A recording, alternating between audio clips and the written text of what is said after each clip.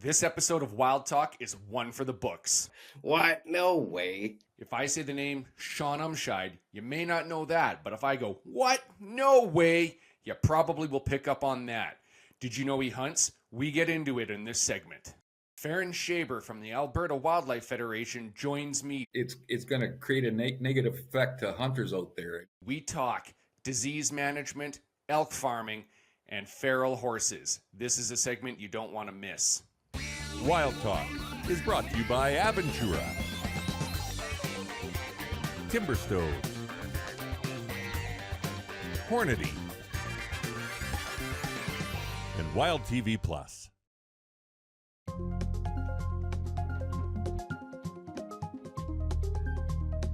We are back with more Wild Talk. I'm your host, Steve Hamilton.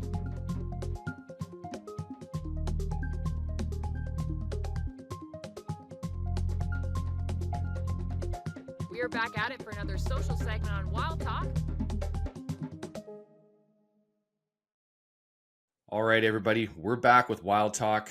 I'm your host, Steve Hamilton, and we have got a guest that a lot of you are going to know, Shaun Umscheid, the what, no way guy, coming to us from Vulcan, Alberta, right? Is that where you're from, Shaun? Yeah, Vulcan, Alberta, you betcha. I did my research on it, and so first off, a huge thanks for joining me today, and welcome to the show. Yeah, thanks for having me. It was quite the surprise to get an email about coming on, so I appreciate it.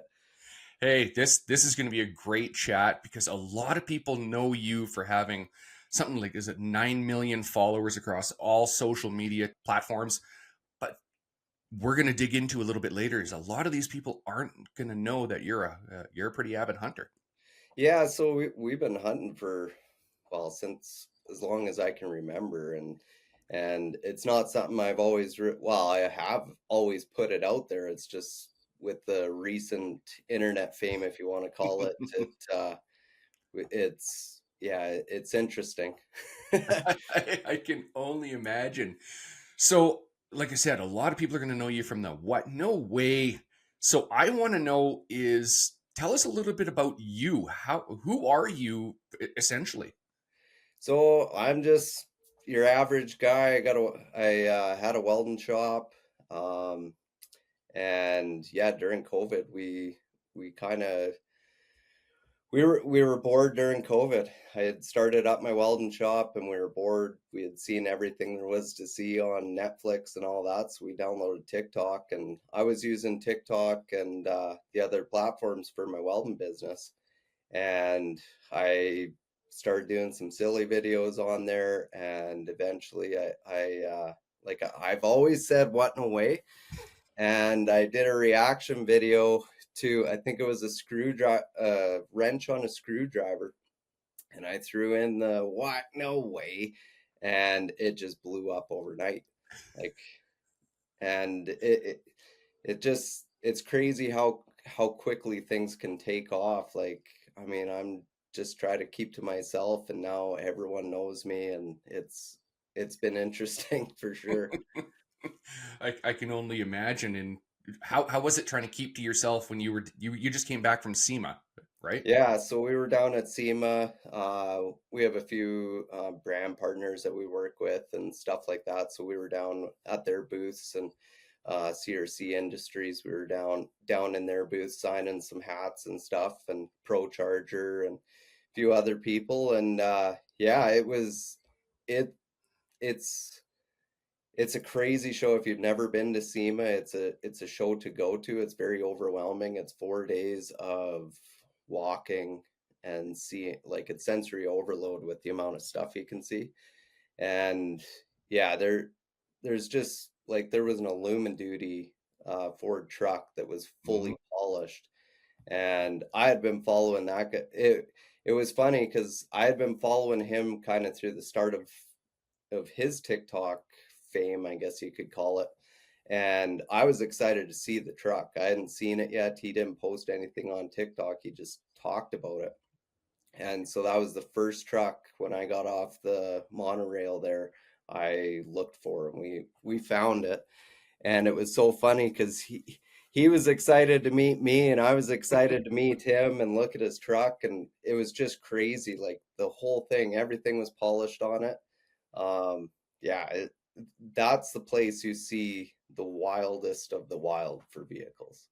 Oh, I saw that video. We talked about it before we hit the record button here. That thing was unreal. Like that, it almost needed to come with sunglasses so you could stare at it. It was just Yeah, nuts. It was yeah. absolutely nuts. Like he did the door jambs under the hood, behind the cab, like absolutely everything. Um, and like I think he had 180 hours of polishing on it. And there was another one there as well. And so you get, it's funny at SEMA, you have the typical SEMA build, they call it, Right. where it's just thrown together and it's missing drive shaft, it's missing this, it doesn't run or whatever. So Jake, the East Coast polishing truck, was perfect. Like there, I couldn't find a flaw on that thing. And then you look at the other one, and the rocker still had paint on it, and there was paint that he couldn't buff in between the cab and the box. Like it was a SEMA build, and then there was Jake's, which was just above and beyond. And that's and not to say there's all like that. There is a lot of very, very nice vehicles there, Mhm. but you do get the ones that it's just a rush to get it done. But it's just a crazy show. And I mean, trying to walk through the one day I decided not to wear any what and away stuff. I was like, oh, I'll get through a little bit easier. No, it doesn't matter.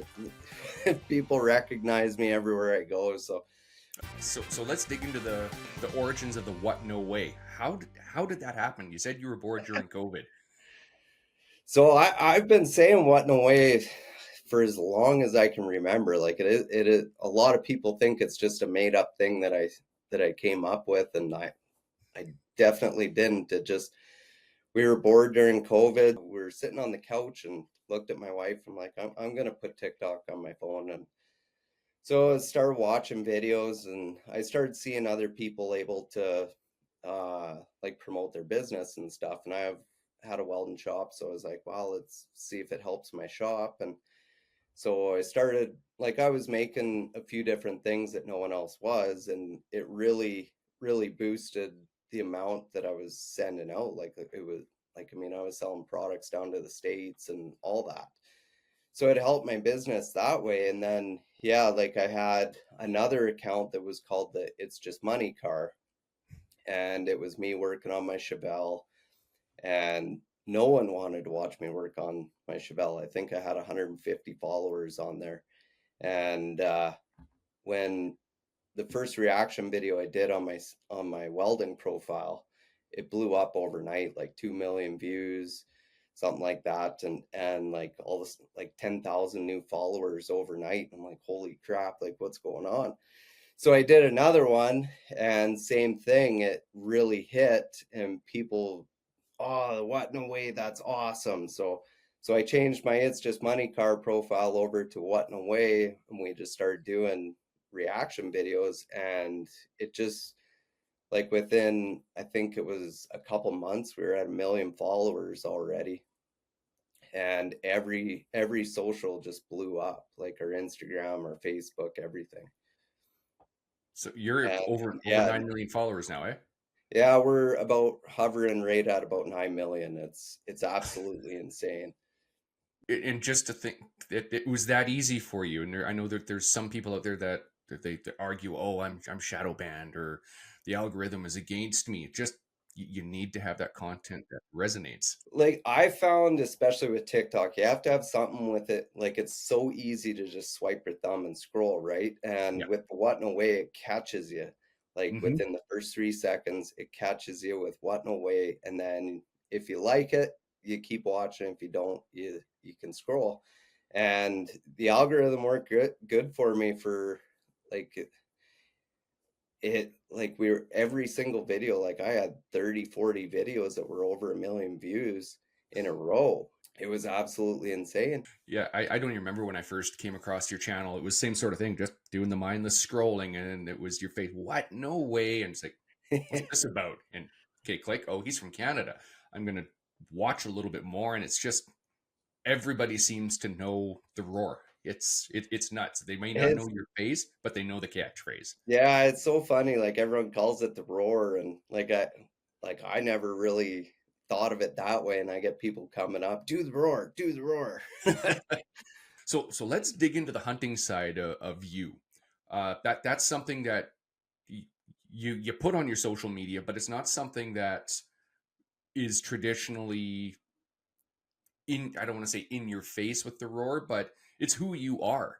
Yeah. So let's talk about your beginnings as a hunter. Where did that start, and how did that come about? My earliest remembrance of hunting is going out with my dad. He used to bow hunt, and I'd follow him around while he was bow hunting. And I don't remember him ever getting anything, but it was something that we did, and I it was something I couldn't wait to do myself. And so I think it was when I was 14 or 15 is when I started. And yeah, I've hunted every single year since then.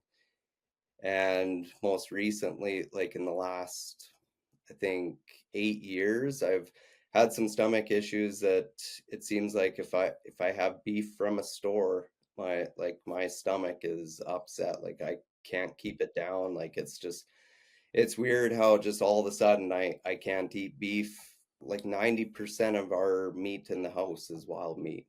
We know where it's coming from. It's some of the best meat you can have, and that's how I felt like all these years. But yeah, we with our social media, we try one thing that really worked for us is we stayed away from talking about COVID. We stayed away from politics. We stayed away from religion. Anything controversial between like that divides people, we stayed Mhm. away from it. And I never really thought hunting was one of those things, right? It was last year that we posted our first hunt, I guess you could say, and it was a picture of me with my whitetail, and I have my two boys in the picture. Mhm. And the hate that came from that was like I couldn't believe people could be so hateful. I've never seen that hate myself before, and it really opened my eyes that okay, this is one of those controversial things, but it's something that is me. It's who I am. I hunt. I provide for my family that way, and it's not something I'm gonna back down on. Right. Like we were getting death threats, Mhm. um, like just the hateful comments. Like can't believe you'd subject your kids to that. You're raising murderers and this and this and this and it. I don't know. It was just really eye opening that of how people can be. The pushback that we get as hunters is crazy. Just if the shoe was on the other foot, right? Us being firearms owners, we're making these sort of threats to the other side. I We no doubt have the authorities knocking down our door. So it's it's nuts, and I can appreciate somebody with a following such as yours who's not essentially not afraid to say, hey, we hunt, we live off the landscape, we we give back to conservation through your tags, et cetera, right? um it's I just don't get the mentality of these people that feel their hands are clean of blood when anybody living, and they have an impact on the landscape, whether or not they're Yeah, driving roads or they're living in a building, right? They've displaced habitat, they've displaced animals. yeah. uh, no matter what side of the fence you're on, in order for us to live, something has to die. And it's tough for a lot of people who don't hunt. They judge based on the misconceptions, right? There's emotion behind it. They Yeah. Well, you're killing a cute animal That's right. is their big thing. Or you don't have to kill it. You can go to a grocery store and buy your meat. Mhm. Well, where do you think your meat comes from? That's right. It comes from a farm where they're put down. Like you got to kill something to eat it, right? Hmm. And hell, as you touched on, there's a health aspect to it now, and a lot of people are realizing the value of that wild meat. So how did you realize? How did you put two and two together that there was a positive health benefit to what you were consuming. It was more so just like I kept it just happened one day. Like I had a steak and it didn't sit good, and then the next night I had a burger, it didn't sit good. And and then it just kind of clicked. Like we cooked up some deer, and I was like, wow, this like I was expecting to run to the bathroom like the other Mm-hmm. nights, and I felt great. And so we just started cooking more of the deer that we had, and then we kind of realized I felt a lot better when we were eating the wild meat as opposed to the stuff we were buying. And so yeah, then we kind of just decided that between myself and my wife, with the tags that we could get enough meat at hunting season that would provide for us for the year. And it's but like when I got that moose, yeah, like I can't remember how many pounds of meat that was, but we ate for 2 years Mm-hmm. off of that. And then actually, like I think it was 2 years after we thought we had eaten all the moose, we were cleaning out the freezer and we found one more package Mm-hmm. of grind, and I was like, oh, this is the holy grail, right? And it Yeah. wasn't freezer burnt or nothing. I was so excited to find that Yeah. last package, but Oh, been there a bunch of times. It's like, all right, dig into the back of the freezer. What's this? Oh man, yeah. sweet. There's some deer, there's some moose, there's some elk. And it's amazing how your mind just goes instantly back to that hunt, right? Yeah. Even years later when you're eating it. And you find that as well? Oh yeah, I mean, a lot of my big game hunts, like my first moose hunt, like my grandpa, he used to love, like moose hunting was his thing. And before I went up, I was invited up to the camp I'm a part of now. And so they had I had drawn my moose up there, and me and my dad were going through my grandpa's old hunting box, and I found a little bottle of rye that he had, like, at his camp, right? So this is like, I didn't even know, like 40 or 50-year-old rye. And so I took it up to camp with me, and I told the boys, I said, if we kill a moose this weekend, we're having a drink with my grandpa. And so we had one of the best 2 days of hunt. We took two elk, a whitetail, and then my moose in a evening and a morning hunt. And so yeah, we had that drink of that rye, and all of us, our throats were burning. It was but yeah, every time you pull a package of moose out, you'd think about the hunt. And um like everyone thinks you're just out there killing animals, but you're really grateful for what that animal gave you, right? And yeah, it's the memories that you make. Like I it especially now, like with the whole social media thing, like my mind's always running, like trying to come up with new ideas and this and this and this. And this most recent hunt this year, it was nice to just get out, sit on a cut line or sit on a field and just turn my brain off and relax and just kind of just be me before what away, right? Like Right. just go back to that and really relax. And it was really good for my mental health to go out and be out there. Mm-hmm. Yeah, there's so much more to hunting than pulling the trigger. And I wish that a lot of those people that were against hunting knew just how essentially spiritual it is to a hunter to get out there. And I've said it many times that some of the most successful hunts I've ever been on, I've never even reached for the trigger or reached for the That's right, right. right? Yeah. It's about getting out there with good friends and family. And as you mentioned, they're having a drink with your grandfather, right? Yeah. Yeah, my grandfather passed away 20 years ago now, and I never got to go on a real hunt with him other than being yanked out of school. But I know that for some reason, certain days, if I'm out there and I'm hunting a moose or hunting a deer, I'll just get a little bit of a, I remember doing this with him, even though it wasn't hunting, but there's Yeah. some sort of memory that sparks up about my grandfather. And you talked about there sitting on a cut line, sitting on a cut block, and just reconnecting with yourself, remembering these times before you were the what no way guy. Yeah. And I think that's a huge part of it. Yeah, like I mean, I didn't know my grandpa all that great. Like he died when I was very, very young.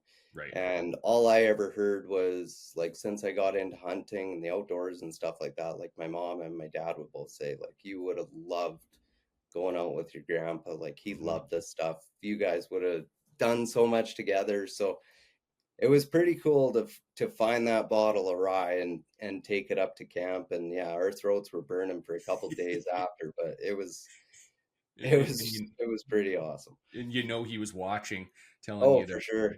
to smarten up, that it's not Yeah. that bad, it's not that strong, and hunt your wood seeds and all the fun stuff, right? Talk about your favorite hunts. I know you talked about the memories, but what's your actual favorite animal to hunt? Talk about something like that.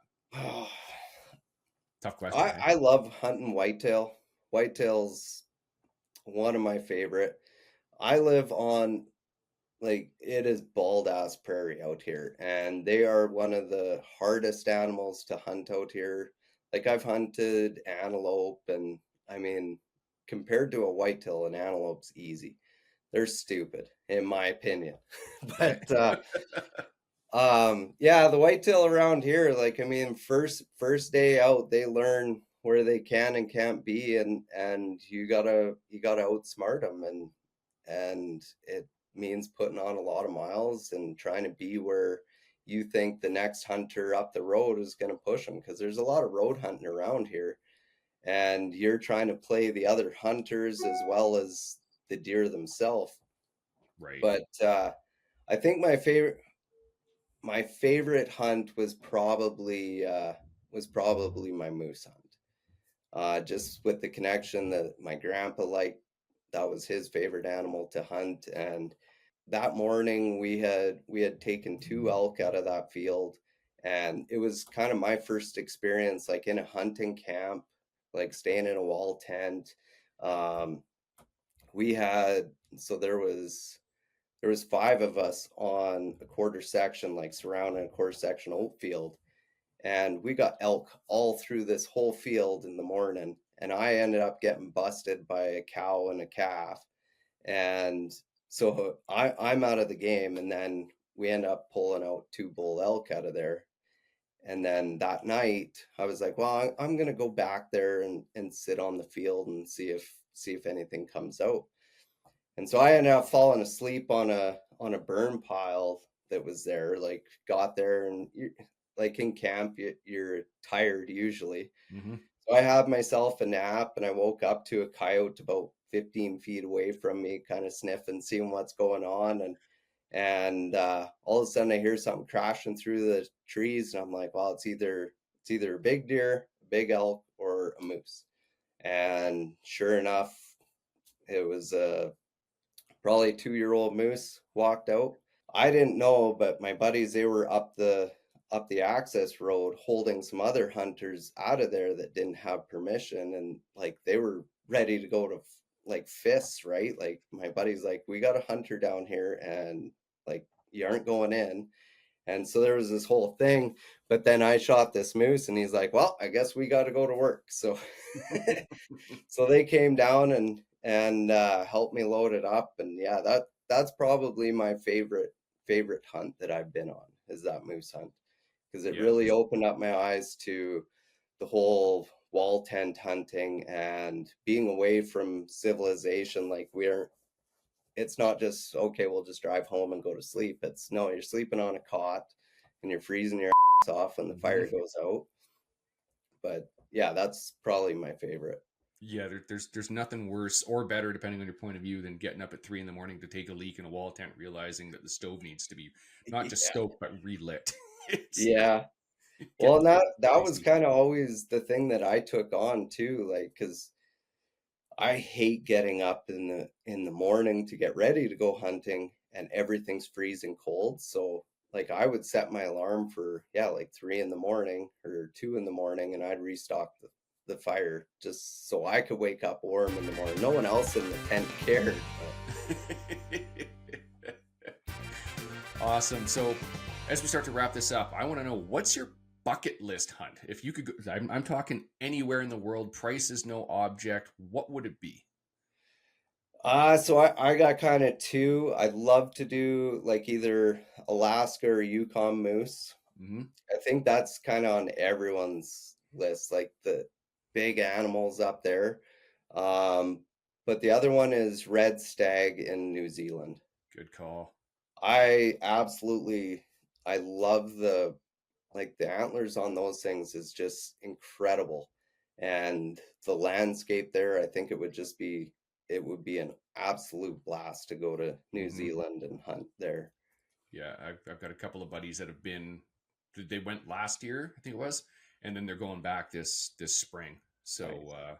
yeah, that's one that's on my list. I'd love to get to New Zealand because apparently everything there is invasive, right? There's Oh, really?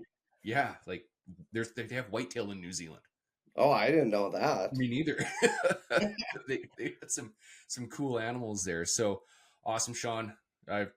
This has been a great conversation, getting to know the man behind the What No Way and how so deeply connected to hunting you are. I think this is going to be great for a lot of our viewers and our listeners. So a huge thanks from me for joining me today, Shaun, and from Wild TV and Wild Talk.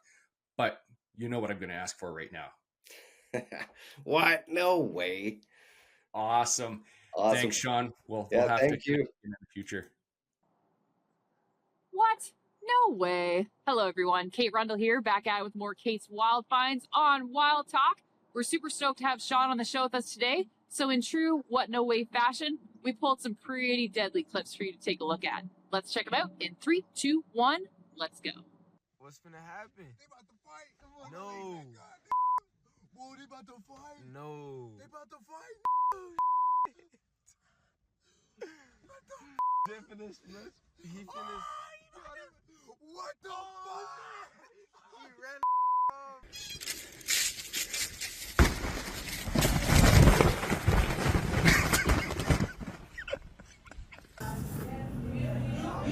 Go to the store. It's up to you, but I need the food. Any call 3170? You need another plate on there?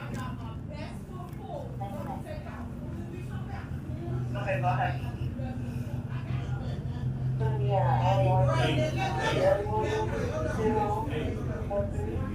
Watch out, guys. Watch out. Hey, watch out.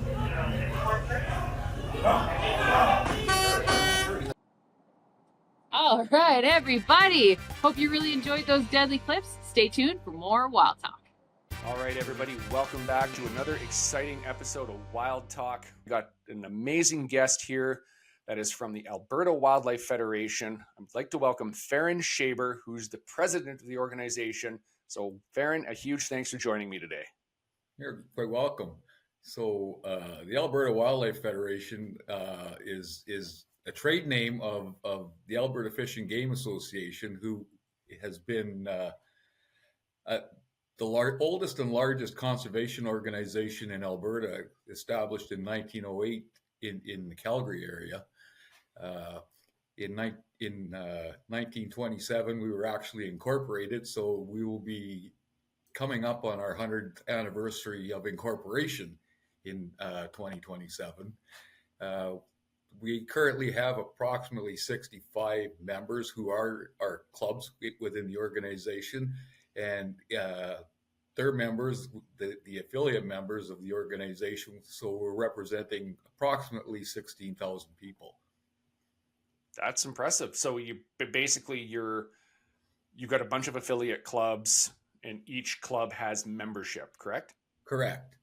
Awesome. And coming up on 100 years, that's 100 impressive. years of incorporation. We're actually just about 120 years of actual conservation projects and looking after wildlife within the province.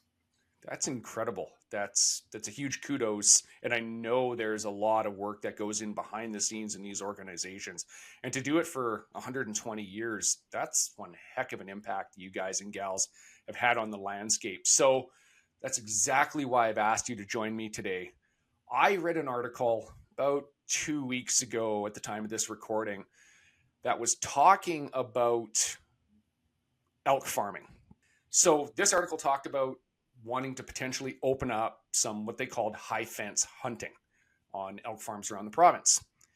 This article was written by, I'm just going to read it here now, a retired Alberta fish and game wildlife biologist and a past adjunct professor with the University of Calgary.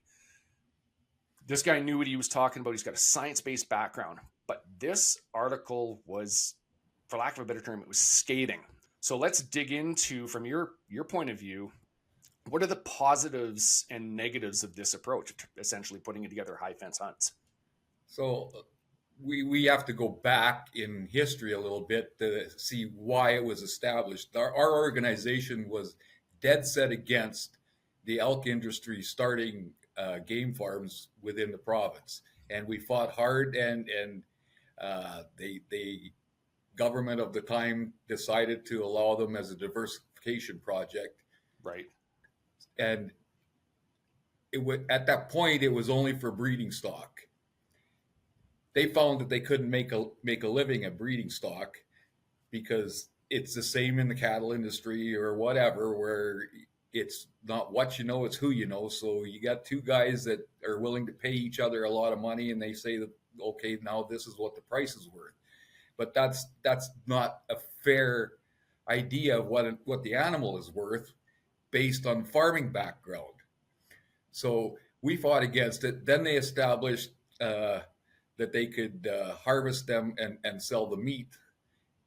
And now they're pushing forward with this high fence harvest preserve. We're not going to call it hunting because we don't believe this is hunting. I mean, you can't have it. There's no fair chase, no ethics at all in this. If they are in a quarter section and somebody can't get a shot at it and shoot an animal, are they going to move it to a smaller pen so that they can Right. I mean, where's the ethic in all of this? That, you know, you just keep moving it until they get a shot at an animal that in the wild would be considered a trophy. Gotcha. Okay, so this is something that the Federation has been against for a while, and now the government is essentially saying we want to do this.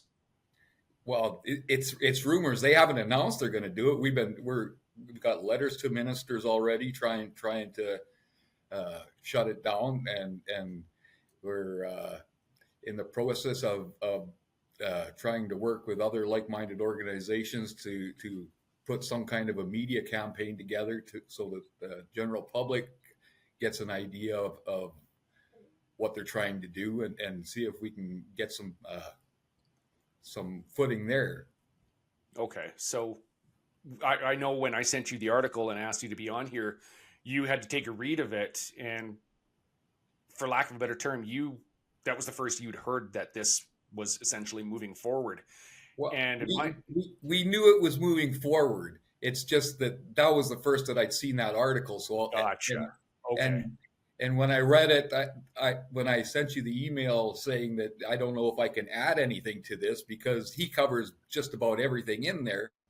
Essentially, it seems to be, looking at it from the outside, it's prioritizing economic interest over wildlife conservation, right? There's a lot of things that are negative that could potentially come out of this. So if this gets pushed through, let's start here with, what does this mean for Alberta's wildlife management policies moving forward if this is pushed through? Because game farms themselves fall under agriculture, it's not going to affect any plans for wildlife management outside of their fence. So basically, it's their animals; they can do what they want, but they're wanting to get big money for somebody to come in and shoot an animal within an enclosure, and we're totally against that. Okay, so technically, these wouldn't even be wildlife then. They would be No, okay. they're classed as what do they call it? Like domesticated livestock. Gotcha. Okay. It doesn't take a rocket scientist or a biologist to figure out that the disease transmission potential is absolutely massive, because the article touches on how they would likely be bringing some of these elk over from Saskatchewan. And we know that they're a hotbed for chronic wasting disease. So you're transporting animals that could potentially be carrying this disease into an area that potentially doesn't have it. And for those that don't know, CWD, that's transmitted through prions. These prions get into the soil, they get into the grasses, and they're there for years. Once it's there, it's basically there forever. And the problem that game farms have created is that if they have one animal that they take out of the herd because it's showing that sign, the problem is that the prions are already in the soil, so they just keep generating into more animals, and that's why you have this hotbed that developed on game farms, because there's nowhere for the prions to go. This is a credible risk for native wildlife populations across the province. Yeah, with only having a single fence barrier, that the disease transmission is there 100%. I don't know what kind of a barrier they would require to not have any disease transmission from. And so, if they're using the grass, they don't want to have 20 or 30 feet that they can't use. So. That's right. Especially if you're putting out a full section, 2 sections, however many hundreds, thousands of hectares, when you need to put a boundary around that fence-wise, you're losing a lot of tenure. You're losing a lot of grazing area. How do you think high fence hunting, is what essentially this is being called, could impact the public's perception of hunting in Alberta? Like, for those that don't understand hunting culture. It probably will, but once they see what's happening on these harvest preserves, that it's going to create a negative effect to hunters out there. And I know the law says that you can't impede a hunter in his hunt, but I think you're going to start seeing it if something like this comes in, where you're going to have the antis out there causing problems when good hunters are trying to hunt. Mm-hmm. Completely agree. And speaking of anti-hunting, I know it's a topic that nobody wants to really talk about, is the anti-hunting and the negative pushes that are around things. But I think, while I've got you, I want to pivot a little bit away from the high fence elk issue to another positive issue that we're seeing come out of wildlife management in Alberta, and that is the opening of the cougar hunt. I just read an article not too long ago, about a week ago, whatever it was, and it talks about how the minister has opened up some cougar hunting in some areas. So can you speak on that a little bit, what you know about what has happened there? Well, I know they've opened up some down in the Cypress Hills area, and the concern was that they opened it up for females and males. But if you're trying to control a population, you can't control it by taking only males. If you take the females, that slows the population down for 2 to 3 years. So I don't know exactly what he's trying to do, but because I'm not well versed on cougar hunting and the cougar management areas that are down there. Right.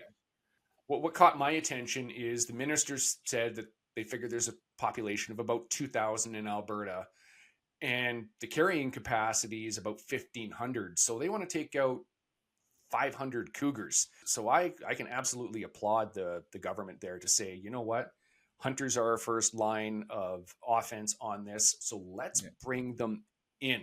That's a great move by the Alberta government to say, you know what, hunters should be doing this, our own hunters should be doing this. And the last topic I want to dig into with you is one that I know is close to you, and that's the feral horse management. I don't want to use the word wild because that seems to be a trigger word. So let's dig into that a little bit. Tell me about the situation that's going on there in Alberta with the feral horses. Well, it's a kind of a love-hate relationship. There's those that just love them, want to see them on the landscape, but then there's people like us where we're trying to prove that they're a feral species. They're invasive. They're eating the graze of all of our native wildlife. When a horse goes in and decides to clean something up, it cleans something up. So there ain't nothing left for wildlife afterwards. And it could, when something's overgrazed in a drought situation, I know on the farm here, you don't have grass for a couple years afterwards, even in good rainfall situations. So it takes time for the range to come back after it's been depleted by an invasive species such as feral horses. Okay, so for somebody who's not a horse owner, to me, I figure they're moose size or bigger, so you're looking at 1,000, 1,200 pounds ish, but they're also herd animals. That's going to do a lot of damage in a small localized area. So how many horses are they talking about that are feral across the province? Do you have any idea?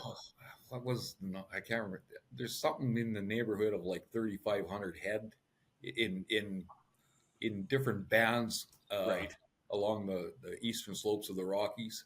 The other thing that most people don't talk about is that the destruction of the wildlife themselves that the horses are doing. It's more than just the feed situation out there. That the stallions can be very aggressive. Yeah, there's things that you don't think of until you talk to somebody like yourself who lives with these things, right? What would you or the federation, if you could speak on that behalf, what would a sound management strategy be for these animals?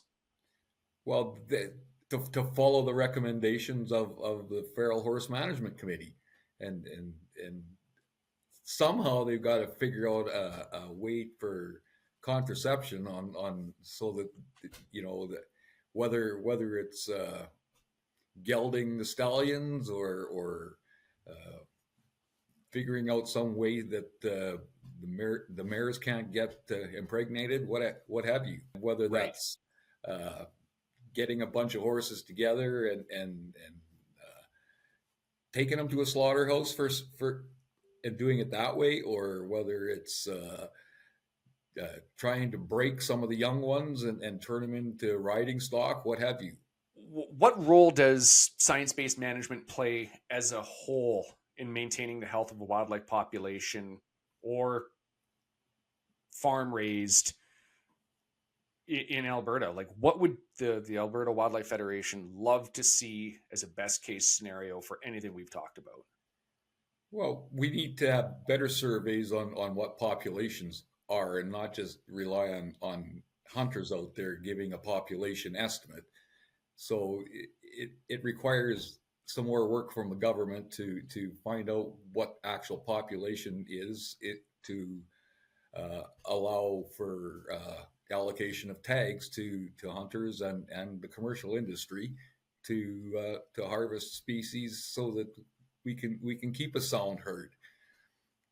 And the organization follows the North American model of wildlife management, where the tool is hunting to keep a population in check. That's right. That's right. I think that's an absolutely perfect way to end it there, Faran. With science-based needs to be at the forefront of all conversation when it comes to wildlife management. So a huge thank you for what you do, what the Alberta Wildlife Federation does. And I look forward to seeing what's going to roll out over the next year or two with these things we've talked about. So thanks for joining me today. You're welcome.